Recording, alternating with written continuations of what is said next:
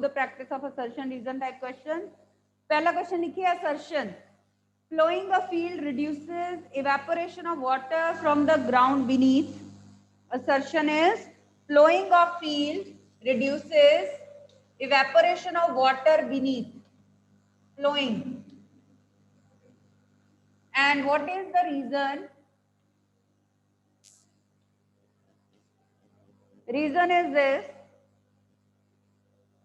flowing results in lowering of surface area open to sunlight. Flowing results in lowering of surface area open to sunlight.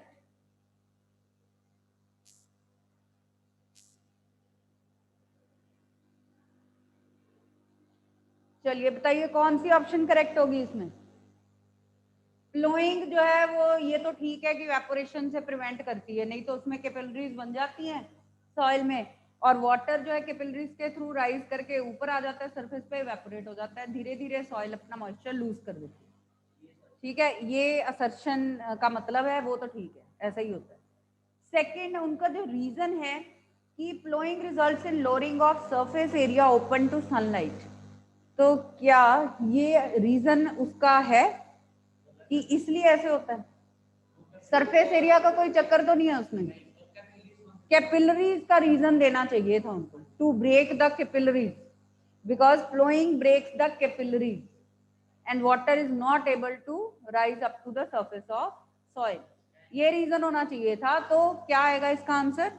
C part आएगा, सी part हाँ आएगा। Assertion is correct, reason is wrong. Got it? Assertion correct है, reason wrong है।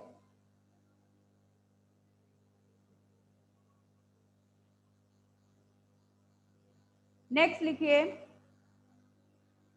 assertion total internal energy of oxygen gas, total internal energy of oxygen gas at a given temperature is E, at a given temperature is E, of this energy, internal energy E दी हुई है, of this energy, ये assertion ही चल रही, of this energy 3/5 E is translational kinetic energy, 3/5 E इसमें से वो कह रहे हैं ट्रांसलेशनल एनर्जी है, एंड 2/5 E इज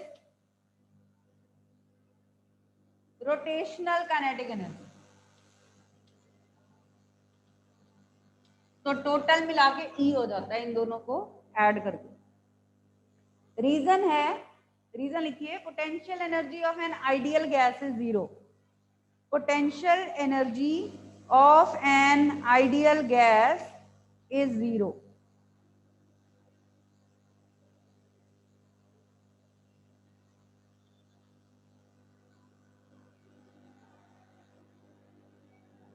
फिर बताइए पोटेंशियल एनर्जी का इससे कोई रिलेशन है क्या?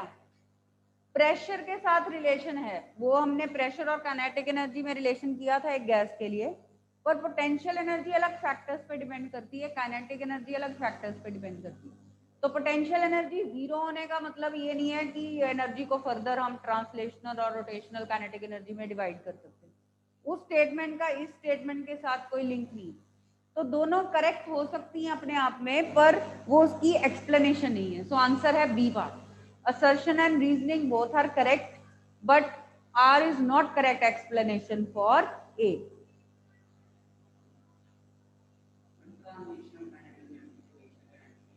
ट्रांसलेशनल, ट्रांसलेशनल लीनियर, रोटेशनल जो रोटेशन, आपको पता है ये दो टाइप्स की एनर्जीज हो सकती है मॉलिक्यूल, उन सबका सम टोटल काइनेटिक एनर्जी। ठीक है,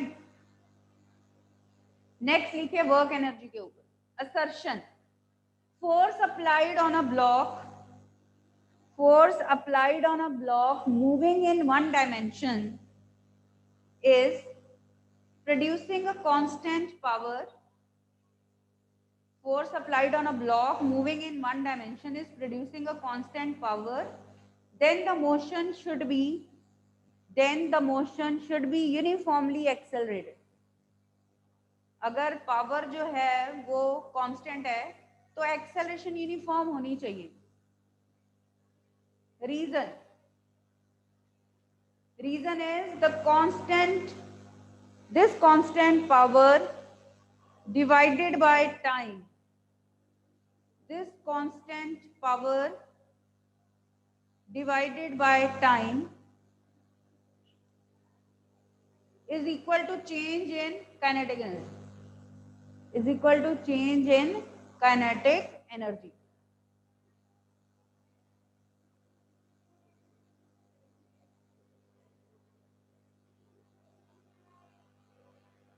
चलिए अब इसमें बताइए। हाँ, रीजन तो इसमें करेक्ट है, power divided by time work होता है, और work done is equal to change in kinetic energy, ये एक तरह से वर्क एनर्जी थ्योरम दी हुई है। असर्शन का देखो, अब चेक करके देखो कि इफ पावर इज कांस्टेंट तो एक्सेलरेशन कांस्टेंट होती है कि नहीं।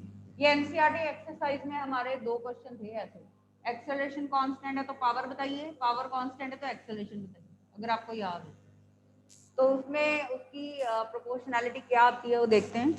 पावर को आप क्या लिख सकते हो, फोर्स इनटू वेलोसिटी, ठीक है, और फोर्स को आप लिख सकते हो F इक्वल टू एम, और वेलोसिटी को भी आप क्या लिख सकते हो, A is v by T, so v is at, मतलब we want to express it in terms of acceleration. Now acceleration की प्रोपोर्शनैलिटी निकाल रहे हैं ना हम। हाँ, नया क्यों है ये तो 9th में भी किया हुआ है। पावर क्या होता है, वर्क ओवर टाइम, वर्क क्या होता है, force into displacement, displacement over time क्या होता है, वेलोसिटी। क्या हो गया, power force into velocity, F is equal to M A, V is equal to A T, ठीक है। तो यहां से आ गया M A square T is a constant, mass तो कांस्टेंट है, इसका मतलब A square T is a constant, और A is inversely proportional to under root of T. तो ये लीनियरली वेरी नहीं कर रही टाइम के साथ एक्सेलरेशन, तो यूनिफॉर्म कैसे हो सकती है, तो ये तो टाइम के साथ नॉन लीनियरली वेरी कर रही है, it varies as inverse of square root of time, so acceleration cannot be uniform if power is constant। तो हमारी assertion wrong है, तो इसका आंसर आएगा D part, assertion is wrong statement, reason is correct statement। Acceleration constant दी होती फिर शायद वो डायरेक्टली प्रोपोर्शनल आता है टाइम पे। ये 2 क्वेश्चन हमने एक्सरसाइज में किए हुए, उसका रिवर्स करके देख लो ना।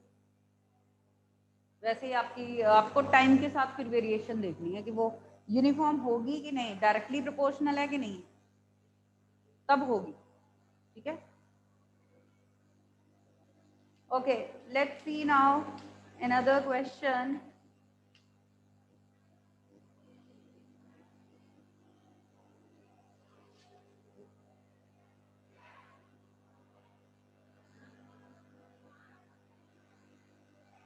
लिखिए assertion, the stream of water, सुनी लो लॉन्ग है, the stream of water flowing at high speed from a garden hose pipe tend to spread like a fountain when held vertically up but tends to narrow down when held vertically down।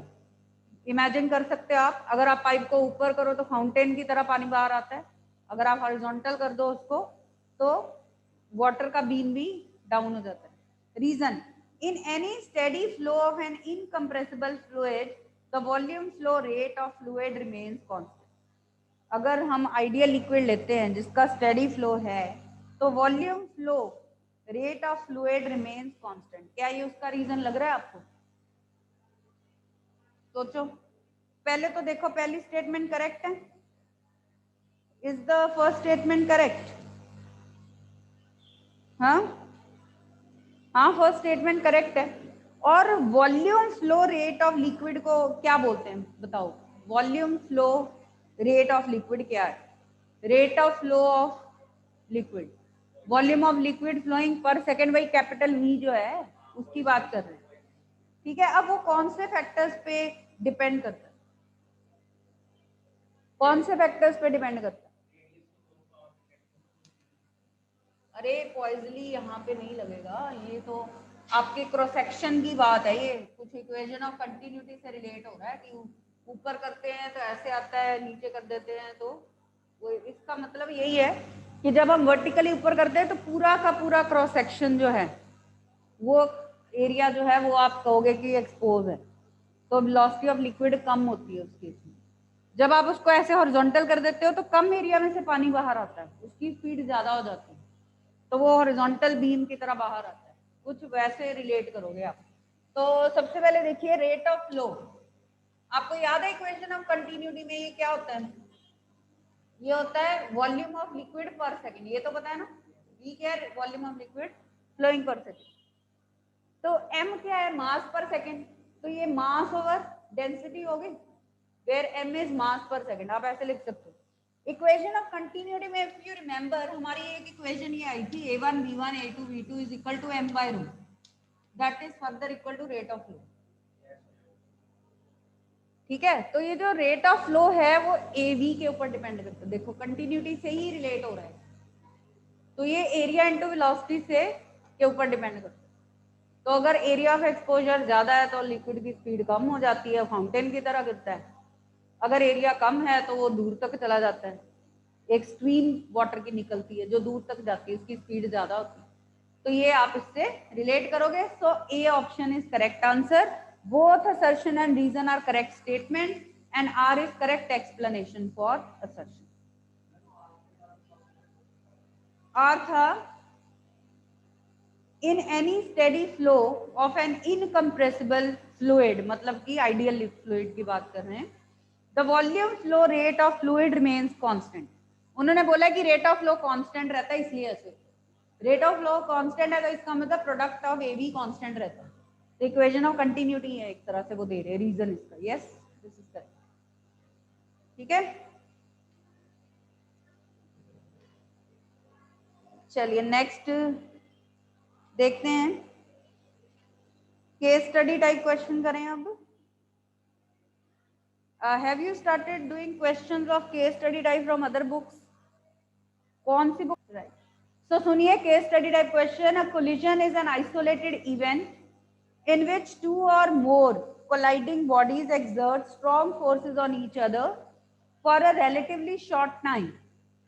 For a collision to take place, the actual physical contact is not necessary। जैसे कि collision between two nuclei, तो उसमें actual physical contact भी नहीं होता है, attraction या repulsion दूर से ही हो जाती है, उसको भी collision ही कहते हैं। At the time of collision, two colliding objects are deformed and may be momentarily at rest with respect to each other. If the initial velocities and final velocities of both the bodies are along the same straight line, then this is called a one dimensional collision or head on collision। ये data दिया हुआ है। तो उन्होंने दो balls का यहाँ पे डायग्राम दिया हुआ है, वही सिंपल कि दो बॉल्स हैं, उनके मासेस डिफरेंट हैं, उनकी इनिशियल वेलोसिटीज भी डिफरेंट हैं। After colliding their speeds interchange. ये v1 स्पीड फाइनल है, इसकी v2। इंटरचेंज तब होती है जब दोनों के मास सेम हो। ये स्पेशल केस याद रखिए। इलास्टिक कोलिजन में दो पार्टिकल्स जो कोलाइड कर रहे हैं उनकी स्पीड इंटरचेंज सिर्फ तब होगी अगर उनके मासेस सेम है, यहाँ नहीं होगी, यहाँ मासेस डिफरेंट है ना। ठीक है, चलो क्वेश्चन क्या है। फर्स्ट पार्ट है इन इलास्टिक कोलिजन। फर्स्ट है initial kinetic energy is equal to final kinetic energy. Second है kinetic energy during the collision time delta T is constant. Which of the following above options are correct? Only one statement, only two, both one and two, none of these। कौन सी statement correct है इसमें से? शायद मैं पहले discuss किया हुआ है, चलो बताओ, ये तो पता ही होगा। Initial kinetic energy final kinetic energy के इक्वल होती है इलास्टिक कोलिजन में। यस होती है वो।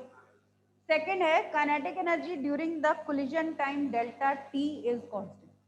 कि डेल्टा टी टाइम पे कांस्टेंट होगी? नो, वो बिफोर एंड आफ्टर हमारी कांस्टेंट रहती है। ड्यूरिंग द कोलिजन का हम नहीं कह सकते, हमारी बिफोर और आफ्टर तो कांस्टेंट ही होती है। तो only one statement is correct. कराया हुआ है ना। सेकंड पार्ट है, एक ही पार्ट कराया था, अगले part soon low. In an inelastic collision options हैं Conservation of momentum is not followed. Conservation of mechanical energy is not followed. Conservation of mechanical energy is followed. None of the above. हाँ वो फिर बतानी वो है ना जो correct है. सी पार्ट करेक्ट है. Conservation of mechanical energy is followed. मतलब total energy, mechanical energy is the sum of kinetic and potential energy, वो तो कांस्टेंट ही रहेगा. हाँ इन्होंने बोला है सेकंड पार्ट में कि वो कांस्टेंट नहीं होगा, वो भी नहीं है. फर्स्ट पार्ट में बोला है मोमेंटम कांस्टेंट नहीं होगी, वो भी नहीं है. मोमेंटम तो हर कोलिशन में कांस्टेंट होता है. ठीक है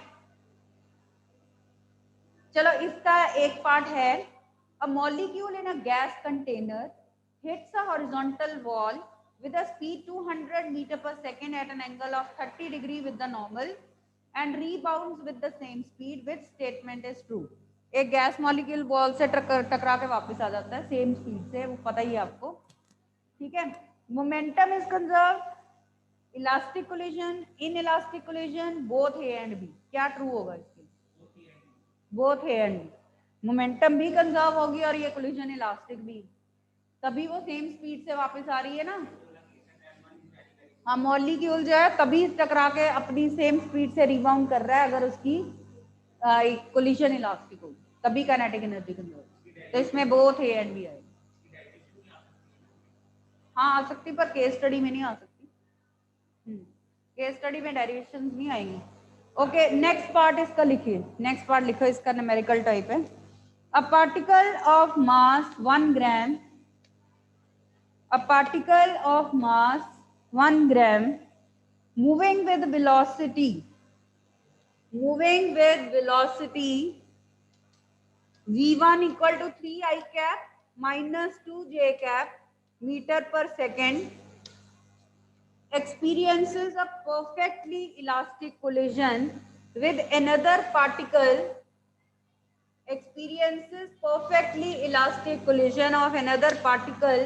of mass 2 gram and velocity 4 j cap minus 6 k cap meter per second.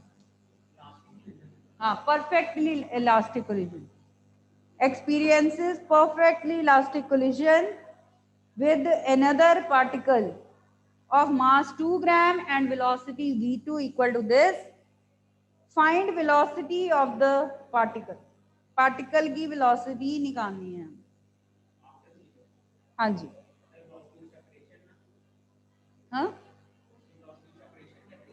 कौन से पार्टिकल की वेलोसिटी? पहले पार्टिकल की वेलोसिटी आफ्टर द कोलिजन निकालनी. वो कह रहे हैं कि पहला पार्टिकल ऐसे ऐसे जा रहा है, दूसरे से कोलाइड करता है, इस पार्टिकल की वेलोसिटी क्या है आफ्टर द कोलिजन. मतलब कि हमने उसकी फाइनल वेलोसिटी ली है, ये उन दोनों की इनिशियल वेलोसिटीज दी हुई हैं, हमें उसका मैग्नीट्यूड निकालना है, फाइनल वेलोसिटी. चलो बताओ कैसे करोगे, क्या कॉन्सेप्ट यूज करोगे इसमें? हाँ कंजर्वेशन ऑफ मोमेंटम में अप्लाई करो. पहले 2 कंपोनेंट दिए हुए हैं उसके.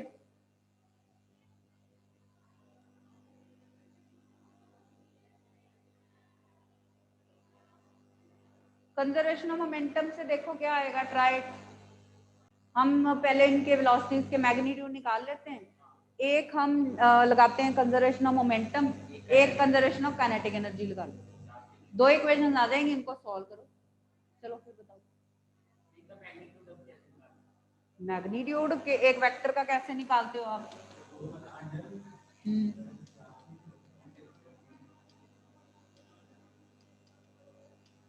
इसका आ गया √13 और v2 का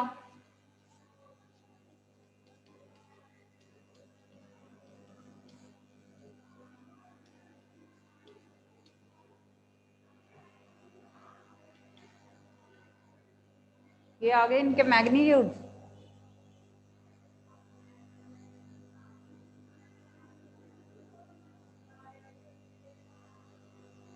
है ना. तो कंजर्वेशन ऑफ मोमेंटम के अकॉर्डिंग √13 प्लस 2 इंटू √52, ये इनिशियल मोमेंटम हो गई total, is equal to 1 into v1 dash मतलब final velocity plus 2 into v2 dash. ये होगी आपकी एक इक्वेशन. अब काइनेटिक एनर्जी अगर कंजर्व करें, हाफ मास तो 1 ही है, v square half m v1 square plus half m2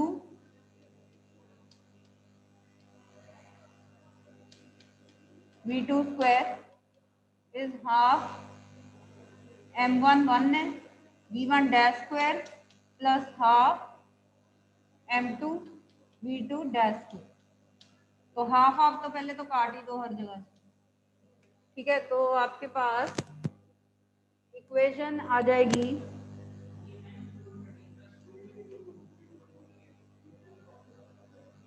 formula नहीं लगाया, हाफ m यहाँ पे m v नहीं लगाया, यहाँ नहीं आएगा, half m v1 square v2 square ये आएगा। तो ये आपका आ गया 2 × 52।